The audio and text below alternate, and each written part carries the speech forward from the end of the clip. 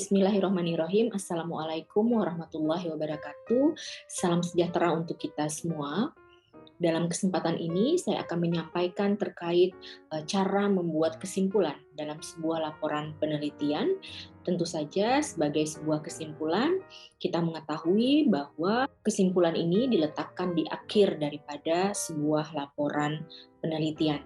Dan bagaimana proses serta poin-poin apa saja yang sebaiknya ada dalam sebuah kesimpulan akan kita lihat pada slide-slide berikutnya. Pada dasarnya sebuah kesimpulan dibuat untuk membantu pembaca begitu memahami mengapa penelitian yang kita buat begitu penting bagi mereka. Kita mencoba untuk menyampaikan beberapa informasi penting itu dalam bahasa yang mudah dipahami pembaca begitu, mengetahui message penting dalam penelitian yang kita lakukan, terutama setelah mereka selesai membaca bagian kesimpulan gitu. Sehingga kesimpulan ini semacam statement yang mudah dipahami bagi pembaca begitu untuk mengetahui begitu serangkaian aktivitas penelitian yang kita lakukan yang mungkin sudah kita jelaskan pada section-section yang lain pada sebuah laporan penelitian gitu. Jadi dengan membaca kesimpulan mereka menjadi lebih paham lagi begitu tentang poin-poin penting mengapa penelitian ini penting bagi pembacanya. Dalam membuat sebuah penelitian, ada beberapa poin yang harus kita perhatikan begitu untuk dapat tadi membantu pembaca begitu mengetahui poin-poin penting dalam penelitian yang kita lakukan. Jadi kesimpulan itu bukan hanya sebuah ringkasan atau bukan hanya poin-poin pernyataan ulang masalah yang sudah kita statementkan di bagian yang lain, tetapi merupakan sintesis dari poin-poin kunci dalam penelitian yang kita lakukan. Jadi yang harus kita ingat bahwa kesimpulan bukan hanya pernyataan ulang begitu, tetapi kita mencoba kemudian menggabungkan beberapa poin-poin kunci itu sehingga lebih mudah dipahami dan message daripada penelitian kita itu tergambarkan dalam kesimpulan. Dalam menyampaikan sebuah kesimpulan, kita dapat menyampaikan dalam bentuk poin-poin ya. Misalnya ada 5 poin penting yang ingin kita sampaikan dalam sebuah kesimpulan. Nah, itu bisa disampaikan dalam bentuk number atau bisa juga kita sampaikan dalam bentuk paragraf. Bisa jadi satu paragraf panjang begitu sudah cukup untuk membuat kesimpulan, tetapi mungkin pada kasus-kasus tertentu kita perlu lebih dari satu paragraf begitu untuk menyampaikan kesimpulan yang hendak kita bangun. Dalam beberapa kasus mungkin kita perlu beberapa paragraf untuk menyampaikan kesimpulan. Tentu bentuk apakah dia poin atau dalam paragraf bukanlah hal yang baku begitu, amat sangat tergantung kebutuhan daripada penyampaian kesimpulan dalam penelitian yang kita buat. Tadi seperti yang telah saya jelaskan bahwa kesimpulan bukan hanya ringkasan poin gitu. Nah, dalam sebuah tugas akhir bagaimana agar mudah begitu menceritakannya, mungkin Anda bisa start misalnya dari aktivitas-aktivitas research methodology misalnya. Nah, tentu saja kesimpulan ini pada akhirnya menjawab tujuan daripada penelitian yang kita lakukan begitu.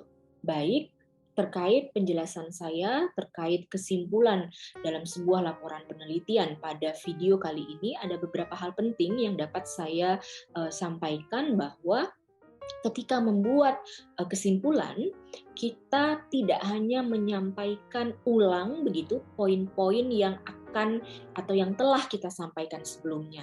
Nah, namun kita mampu menyampaikan poin-poin yang kita anggap penting tadi sehingga pembaca dapat memahami begitu mengapa penelitian kita itu menjadi penting. Dalam membuat sebuah kesimpulan, ada beberapa strategi untuk mengambil kesimpulan itu sendiri yang bisa kita, yang dapat membantu kita begitu dalam merumuskan sebuah kesimpulan. Pertama, kesimpulan bukan hanya ikhtisar atau kesimpulan dari sebuah makalah, namun harus menjelaskan ulang mengapa penelitian itu menjadi penting. Jadi poin-poin sintesis menjadi penting kita sampaikan gitu. Kedua, kesimpulan membantu pembaca merenungkan apa yang baru saja mereka pahami begitu tentang makalah begitu ya, atau laporan penelitian yang mereka baru baca begitu. Nah, kemudian kita juga harus mampu menstimulir pembaca dalam menarik hubungan dengan pengetahuan yang ada. Dan kemudian memicu keinginan daripada pembaca itu untuk mengeksplorasi lebih dalam lagi tentang subjek yang kita angkat.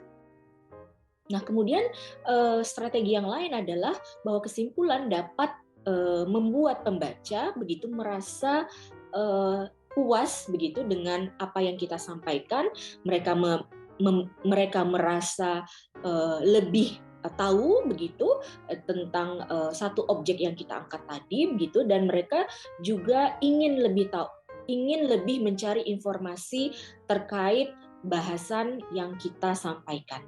Nah, yang selanjutnya adalah pada akhirnya kesimpulan akan membantu pembaca menjawab pertanyaan mengapa pembaca gitu ya harus peduli dengan topik tersebut ya. Jadi kita harus berhasil menyampaikan kepada pembaca apa urgensinya, apa pentingnya dan seterusnya gitu.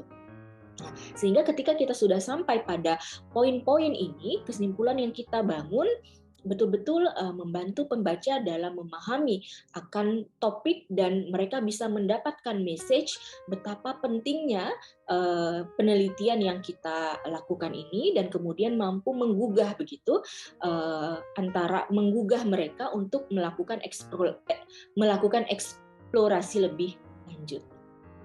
Berikut adalah contoh begitu conclusion ya yang saya ambil dari sebuah jurnal ya. Tentu untuk memahami bagaimana membuat kesimpulan secara menyeluruh, kita perlu membaca seluruh jurnal yang ada sehingga message tadi begitu ya, bahwa kita tidak hanya mengulang poin-poin penting tetapi mensintesis poin-poin penting itu dalam sebuah statement sehingga tadi ya pembaca bisa melihat betapa pentingnya penelitian ini, betapa bagaimana korelasi pengetahuan yang ada dengan penelitian yang dilakukan saat ini dan seterusnya. Sehingga kita bisa lihat di sini misalnya di paragraf pertama bagaimana penulis ini begitu mencoba untuk menyampaikan pentingnya hasil research yang telah dihasilkan ya.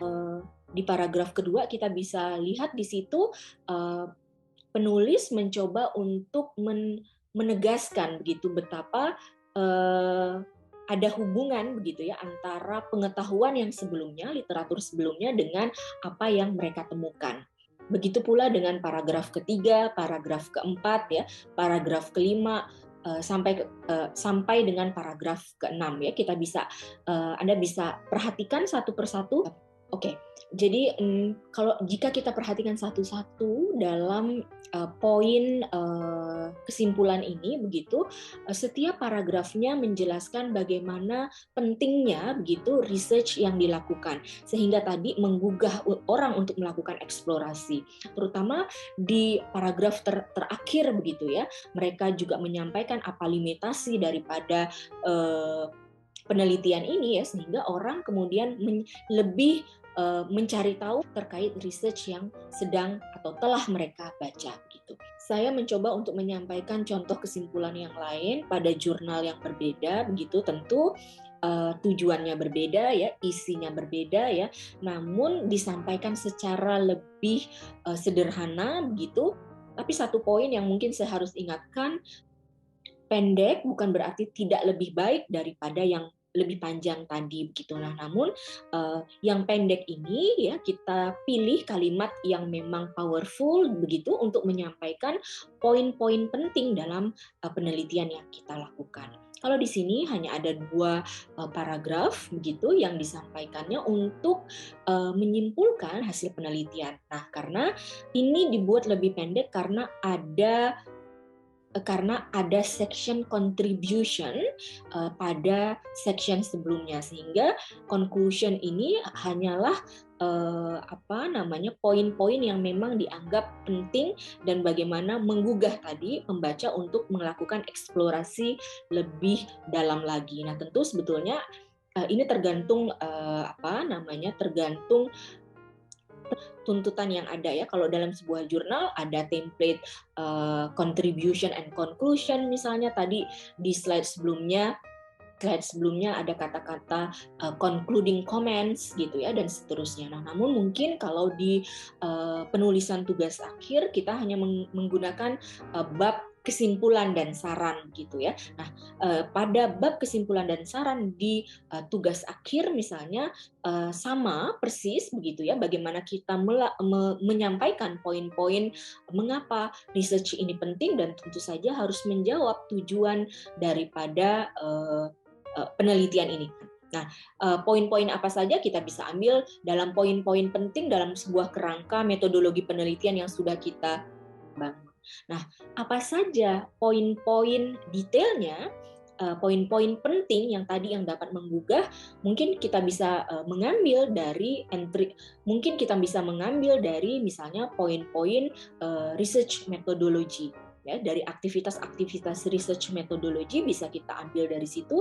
Nah, poin-poin itulah yang menjadi entry point Anda menceritakan begitu kesimpulan apa saja yang ingin disampaikan. Adapun bagaimana cara membuat penelitian begitu, ada berbagai macam strategi yang dapat kita ikuti dalam membuat kesimpulan. Seperti misalnya kita menjawab tujuan, kemudian kita bisa start poin-poinnya dari berbagai aktivitas yang ada di research methodology misalnya begitu, sehingga pembaca tidak hanya mengetahui mengapa research yang kita lakukan itu penting, tetapi juga mampu menggugah pembaca untuk melakukan eksplorasi lebih lanjut dan mengetahui korelasi antara pengetahuan yang ada. Saya kira itu poin-poin penting dalam video ini. Saya juga menyampaikan ada beberapa contoh begitu, walaupun contoh yang saya sampaikan pada video kali ini adalah contoh kesimpulan dalam sebuah jurnal, namun prinsipnya sama. Tentu saja diperlukan eksplorasi lebih lanjut jika Anda ingin membuat kesimpulan sebenarnya begitu dalam sebuah tugas akhir. Demikian yang bisa saya sampaikan. Wassalamualaikum warahmatullahi wabarakatuh. Salam sejahtera untuk kita semua. Terima kasih.